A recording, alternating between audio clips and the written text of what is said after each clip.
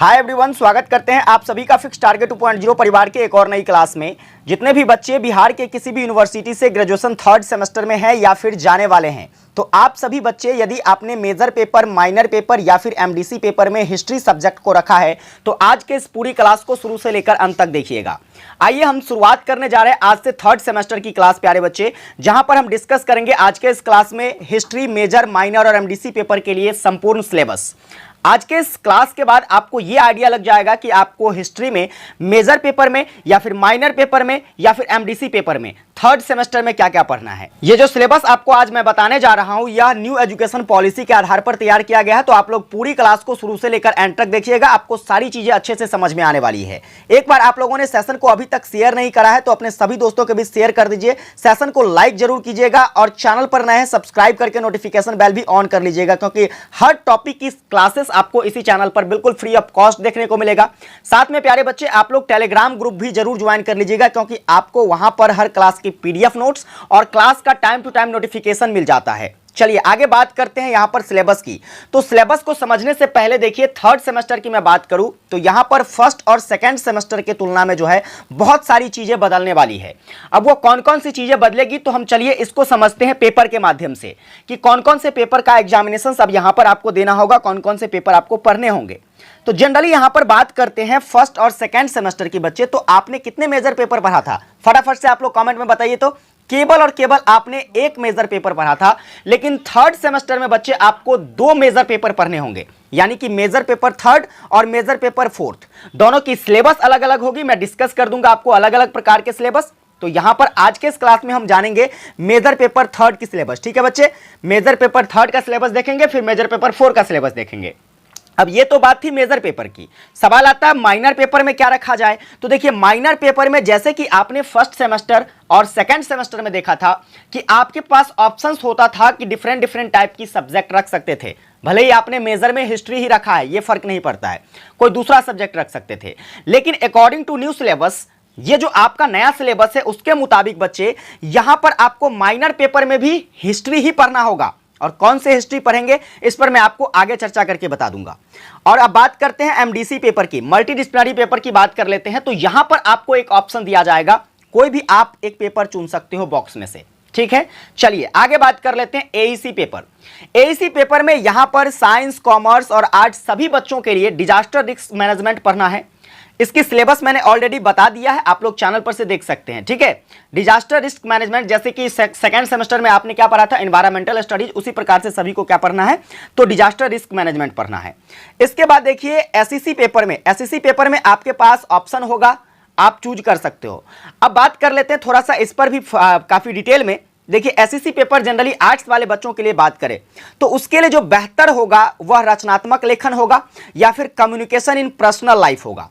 ठीक है, ये क्यों मैं बता रहा हूं, क्योंकि ज्यादातर बच्चे जो कि आर्ट्स संकाय के हैं वह सभी बच्चे जो हैं फर्स्ट सेमेस्टर में जैसे आपने पढ़ा था कम्युनिकेशन इन एवरीडे लाइफ, तो थोड़ी बहुत चीजें यहां पर क्या हो जाएगी, कोरिलेट हो जाएगी, तो आपको पढ़ने में सुविधा होगा। बहुत सारे बच्चे जो है वहां पर क्या पढ़े थे, तो जैसे सेकंड सेमेस्टर में पटकथा लेखन पढ़े थे, तो यहां रचनात्मक लेखन है, तो चीजें यहां पर क्या हो जाएगी, तो कोरिलेट हो जाएगी, आप आराम से इसको तैयार कर सकते हो। समझ रहे हैं ना। तो जब भी आप फॉर्म फिलअप करेंगे तो इन चीजों का ध्यान में रखकर फॉर्म को फिलअप करेंगे। तो उम्मीद करता हूं आपको ये सारी सब्जेक्ट्स के बारे में जानकारी मिल गया होगा। सवाल आपके मन में अभी भी एक होगा कि सर बीएससी पेपर कहां गया। देखो बीएससी पेपर अब यहां से हट गया है, बीएससी पेपर अब आपके किसी भी सेमेस्टर में नहीं होगा। चलिए आगे बात करते हैं हम हिस्ट्री के सिलेबस पर बिना किसी देरी किए हुए। देखो मैंने इसको क्लैरिफाई करने के लिए यहां पर जो ऑफिशियल सिलेबस है उसको भी अटैच कर दिया है। फाइनली बात करें, देखो ये थर्ड सेमेस्टर की है और ये फर्स्ट सेमेस्टर की है। जैसे देखो एमआईसी में यहां पर ऑप्शंस था ना बच्चे, एमआईसी में एक ऑप्शंस था आपको कौन सा पेपर रखना है। यहां पर एमआईसी में कोई ऑप्शन नहीं है, एमआईसी में बिल्कुल देख रहे हैं आप क्या पढ़ना है, हिस्ट्री ऑफ इंडिया ही पढ़ना है। और यहां पर देखो पेपर नंबर थर्ड में history of India earliest to 550 इसी तक पढ़ना है, वही चीजें आपको यहां पर भी पढ़ना है। समझ रहे हैं ना। तो इस प्रकार से चीजें रखी जाएगी। बाकी आपको कोई डाउट होती है तो आप हमसे पर्सनली कांटेक्ट कर सकते हैं, इंस्टाग्राम का लिंक डिस्क्रिप्शन में दिया है, वहां पर आप हमें मैसेज करेंगे, मैं आपको क्लैरिफाई कर दूंगा। ठीक है, चलिए आगे बात करते हैं सिलेबस की। तो यहां पर सिलेबस पर बात करने से पहले आइए एग्जाम पैटर्न को देख लेते हैं। तो ये चीजों आपको बताने की जरूरत नहीं है, आपने 2 सेमेस्टर में ऐसा किया है, एग्जाम दिया है, इंटरनल एग्जामिनेशंस, एक्सटर्नल एग्जामिनेशंस, तो ये आपको ज्यादा डिटेल में बताने की आवश्यकता नहीं है। अब आ जाइए सिलेबस पर। सिलेबस पर आते हैं बच्चे, तो देखो यहां पर ये जो सिलेबस आज मैं बताने जा रहा हूं जो कि मेजर पेपर 3 के लिए होगा, और यही मेजर पेपर 3 जो है ये आपको एमआईसी पेपर में भी पढ़ना है और एमडीसी पेपर में भी पढ़ना है। बाकी जो मेजर पेपर 4 की सिलेबस में आपको बताऊंगा वो केवल और केवल मेजर हिस्ट्री वालों के लिए होगा, वह माइनर और एमडीसी हिस्ट्री वालों के लिए नहीं होगा। अब यहां पर कौन कौन सी चीजें पढ़ना है, तो यहां पर आपको भारत के इतिहास के बारे में पढ़ना है, हिस्ट्री ऑफ इंडिया। कौन कौन से हिस्ट्री, तो भाई साहब भारत के इतिहास जो है वो अर्लीस्ट यानी कि प्राचीनतम से लेकर के 550 ईसा पूर्व तक के इतिहास को पढ़ना है। चलिए अब इसके अंदर क्या क्या पढ़ना है थोड़ा सा उसको डिटेल में चर्चा कर लेते हैं। सवाल आ रही है इतिहास की, किसकी हो रही है प्यारे बच्चे, हिस्ट्री की सवाल आ रही है। तो देखो सबसे पहला दायित्व तो हमारा हो जाता है हम जान ले हिस्ट्री क्या होता है। हिस्ट्री के बारे में आप सभी जानते हैं, जो बीती हुई घटनाओं को दर्शाता है उसको इतिहास कहा जाता है। इतिहास में क्लासिफिकेशन पर अगर चर्चा होती है तो आप सभी के दिमाग में एक ही बातें रहता है कि हम इतिहास जो पढ़ते हैं प्राचीन इतिहास, मध्यकालीन इतिहास और इसके बाद आधुनिक इतिहास। लेकिन ऐसा नहीं है, इससे पहले भी इतिहास को अध्ययन के सुविधा के मुताबिक और भी भागों में बांटा गया है। जैसे कि प्राग ऐतिहासिक काल हो जाता है, आद्य ऐतिहासिक काल हो जाता है और इसके बाद ऐतिहासिक काल हो जाता है। प्राग ऐतिहासिक काल जानते हो किसको कहते हैं? यह वह काल है जिस समय लोगों को लिपि की जानकारी नहीं थी, लिखने की जानकारी नहीं थी, यह सब चीज़ों से परिचित नहीं थे लोग। आद्य ऐतिहासिक काल जिसमें लोग जो हैं क्या कहते हैं, तो लिपि से संबंधित जानकारी उनके पास था, लेखन शैली थी उनके पास, लेकिन उस चीज़ों को वो पढ़ नहीं पाते थे।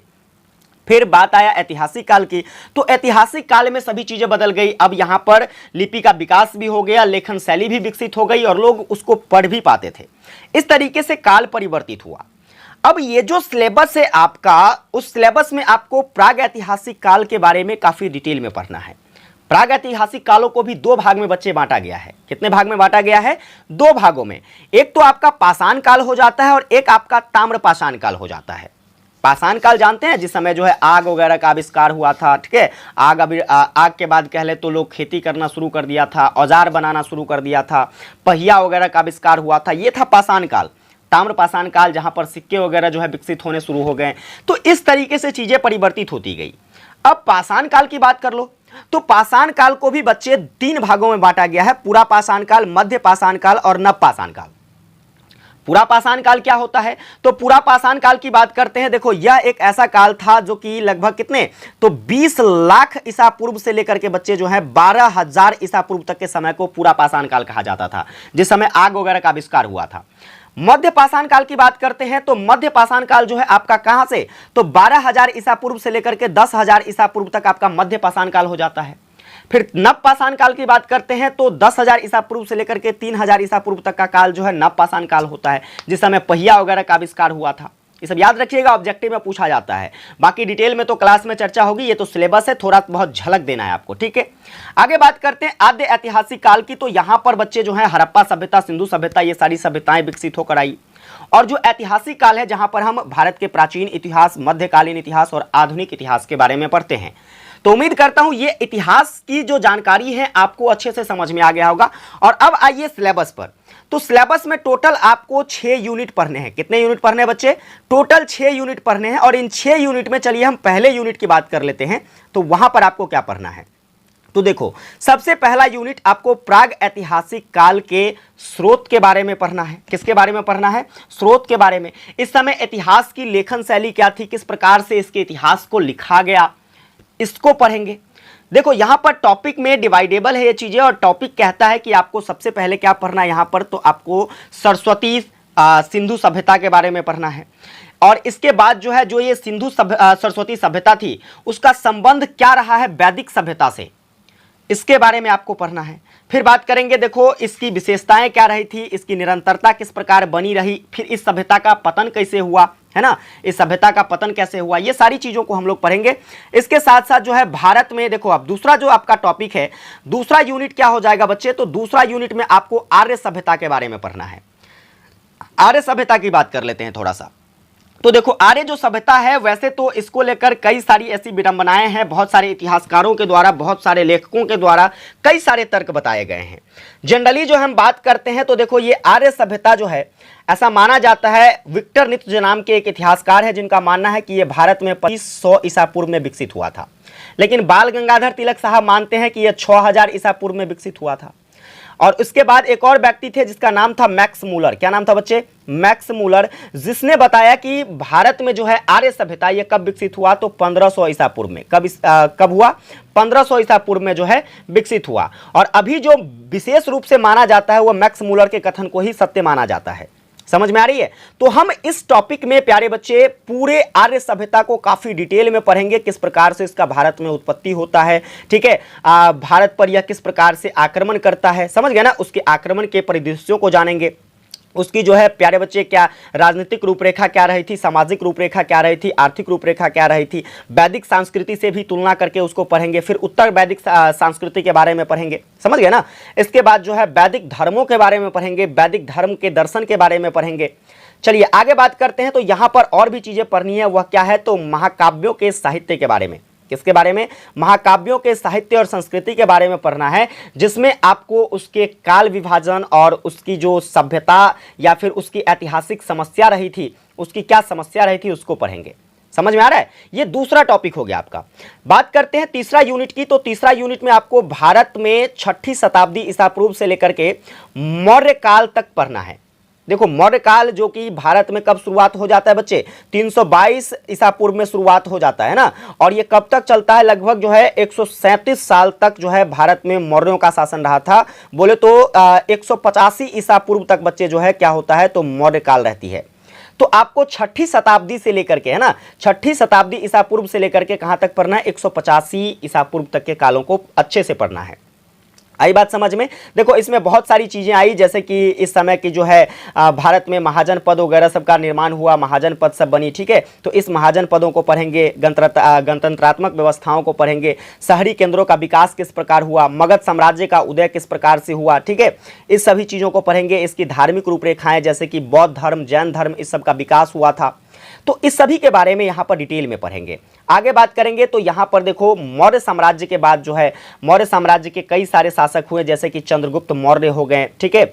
उसके प्रशासनिक व्यवस्थाओं को पढ़ेंगे। मौर्य साम्राज्य के शासक जो है जैसे कि आपके अशोक हो जाते हैं, है ना, अशोक के धम्म के बारे में पढ़ेंगे, समझ गए। फिर इसके बाद जो है देखो कोई सभ्यता अगर विकसित होती है, कोई समाज अगर विकसित होता है तो उसका अंत भी होता है। तो मौर्य साम्राज्य का किस प्रकार से पतन हो गया और यूनानी आक्रमण और उसका क्या प्रभाव रहा, ठीक है, भारत में, इसको अध्ययन करेंगे। समझ रहे हैं ना? ये आपका यूनिट नंबर 3 है। आगे यूनिट नंबर 4 की बात करते हैं बच्चे। तो मौर्योत्तर काल को पढ़ना है, मतलब मौर्य काल के बाद के समय को। तो मौर्य काल का बाद का समय जो है 185 ईसा पूर्व से लेकर के हम बात करें तो प्यारे बच्चे जो है ये कब तक 185 ईसा पूर्व से लेकर के जो है आपका 300 ईस्वी तक का जो समय था, ठीक है। ईसा पूर्व से ईस्वी में आ गए हैं आप, ठीक है। ईसा पूर्व से कहाँ आ गए हैं? ईस्वी में। तो 185 ईसा पूर्व से लेकर के बच्चे हम 300 ईस्वी तक के जो समय है उसको मौर्योत्तर काल के नाम से जानते हैं। और उस मौर्योत्तर काल को पढ़ेंगे कि इसमें किस प्रकार से गणतंत्र का पुनर्स्थापना हुआ, ठीक है। इस समय जो है बहुत सारे वंश आए, जैसे शक वंश आया, कुशांग वंश आया, शुंग वंश आया, खारवेला, सातवाहन, इन सभी परिस्थितियों को पढ़ेंगे। इन सभी में सामाजिक परिदृश्य क्या था, उसकी संस्कृति कैसी थी, उसकी कलाकृति कैसी थी, वस्तुकला क्या था, उसमें जो है सिक्के निर्माण होने शुरू हुए थे तो वो किस प्रकार के सिक्के बनाए जाते थे, इन सभी चीज़ों को पढ़ेंगे। और इसके बाद जो है भारत में क्या होता है, संगम युग भी शुरुआत होती है। संगम युग जहाँ पर आपको क्या कहते हैं, तो उसके साहित्य संस्कृति के बारे में आपको पढ़ने को मिलेगा, उसके वैदेशिक व्यापार वगैरह के बारे में पढ़ने को मिलेगा। समझ रहे हैं ना? तो आगे बात करते हैं देखो यूनिट नंबर 5 की। यूनिट नंबर 5 में बच्चे जो है आपको इंपेरिकल गुप्त यानी कि गुप्त साम्राज्य के बारे में पढ़ना है। यहाँ पर थोड़ी सी मिसटाइपिंग है, ध्यान रखिएगा। किसके बारे में पढ़ेंगे? गुप्त साम्राज्य के बारे में पढ़ेंगे, जो कि कब से कब तक? तो गुप्त साम्राज्य जो है भाई साहब यह 300 ईस्वी से लेकर के भाई साहब कब तक? तो 550 ईस्वी तक, ठीक है। ये गुप्त वंश का शासन हमारे भारत में रहा था।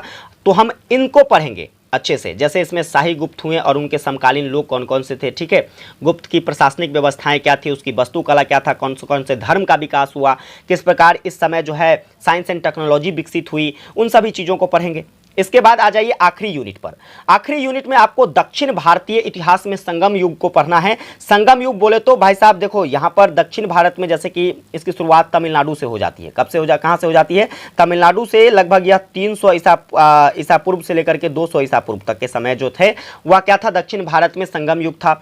उसका स्रोत क्या रहा था, ठीक है, उसमें कौन कौन सी चीज़ें हुई, किस प्रकार से उसकी सभ्यता का विकास हुआ, ठीक है, इस वंश का किस प्रकार जो है कार्यभार रहा, इन सभी चीज़ों को हम छठे यूनिट में पढ़ लेंगे। तो कुल ये 6 यूनिट जो था आपके हिस्ट्री मेजर पेपर, ठीक है, हिस्ट्री मेजर पेपर थर्ड के लिए, और इसके बाद बच्चे MIC पेपर थर्ड के लिए, और जो बच्चे MDC में रखेंगे उसके लिए, ठीक है। ये आप अच्छे से सिलेबस को देख लीजिए, सभी का स्क्रीनशॉट वैसे मैं PDF अपने टेलीग्राम पर डाल दूंगा, आप वहां से डाउनलोड कर सकते हैं, समझ रहे हैं ना। बाकी अगर क्लास आपको हेल्पफुल लगी हो, चैनल पर नए हैं, सब्सक्राइब नहीं करे हो, सब्सक्राइब करके नोटिफिकेशन बेल ऑन कर लेना। सेशन को लाइक नहीं किए हैं बच्चे तो सेशन को लाइक करके अपने सभी दोस्तों को भी ज्यादा से ज्यादा शेयर कर दीजिएगा, ताकि सारे बच्चों को सिलेबस की एक सटीक जानकारी, इतिहास के बारे में एक विशेष जानकारी मिल सके, ठीक है। विशेष आप लोगों से क्लास कंटिन्यू करते हुए मिलेंगे। जय हिंद, वंदे मातरम।